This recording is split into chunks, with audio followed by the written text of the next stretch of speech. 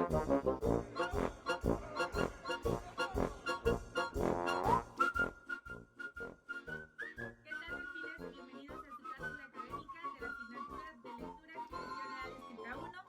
soy la profesora Dora Calleja Pérez, docente del CBT número 2, licenciado Carlos Pichardo Tecámac, y durante esta semana vamos a estar hablando acerca del tema los textos literarios. Muy bien, acompáñame a descubrir de qué se trata esto.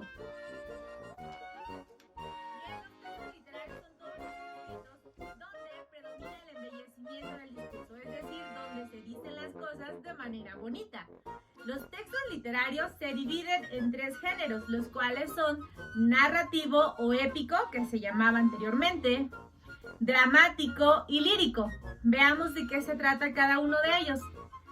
Los textos narrativos son todos esos escritos donde un autor cuenta una historia. Narrativo de la palabra narrar, que significa contar algo. Entonces, por lo tanto, todos los textos narrativos son aquellos en los que un autor presenta la historia de unos personajes que van desarrollándose en ciertas circunstancias. Por ejemplo, en este tipo de textos narrativos tenemos a la novela, el cuento, la fábula, la epopeya, el mito y la leyenda. Después tenemos al género dramático. El género dramático se divide en tres subgéneros, que son tragedia, comedia y tragicomedia. El género dramático son todos esos escritos que son presentados por un dramaturgo, así se le llama al autor de estos escritos, y regularmente son historias que cuentan la vida de dos o más personajes que viven una serie de acontecimientos. Regularmente son escritas para ser presentadas en los teatros. Bien, les decía,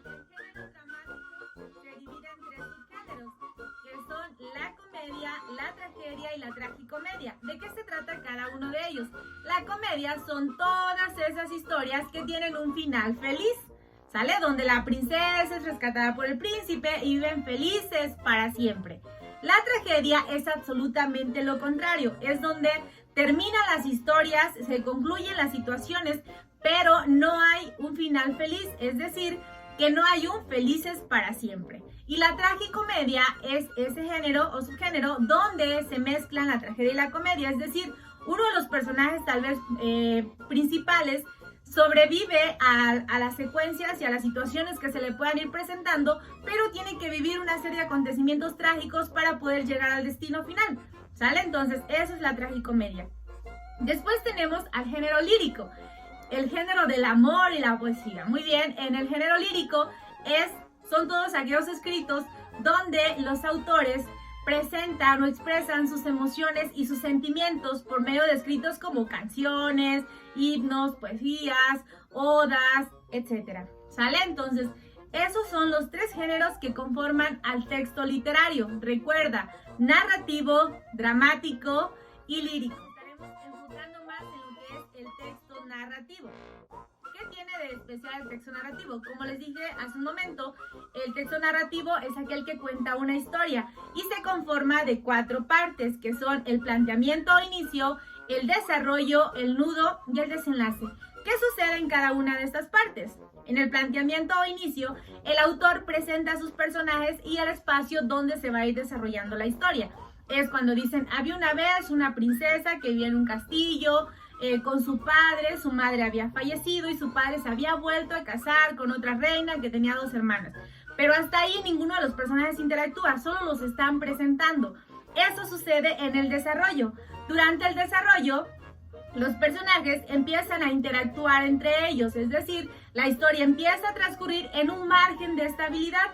Todo va bien, todos los personajes han aceptado sus roles y los están cumpliendo, de forma que la historia no va dando ni un giro hasta que llega el momento de tensión llamado nudo o clímax, que es el momento en el que uno de los personajes principales se enfrenta a una situación o algún problema que le da un giro a la historia y nos hace crear hipótesis de cómo podría concluirse o cómo podría ser el final, ¿sale? Entonces, durante el nudo clímax, los personajes se ven envueltos en una problemática que tienen que resolver durante diferentes situaciones.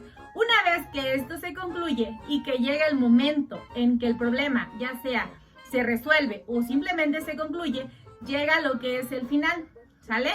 O el cierre, que es el momento de la historia donde se concluye todo lo que el autor nos pudo estar presentando desde un principio.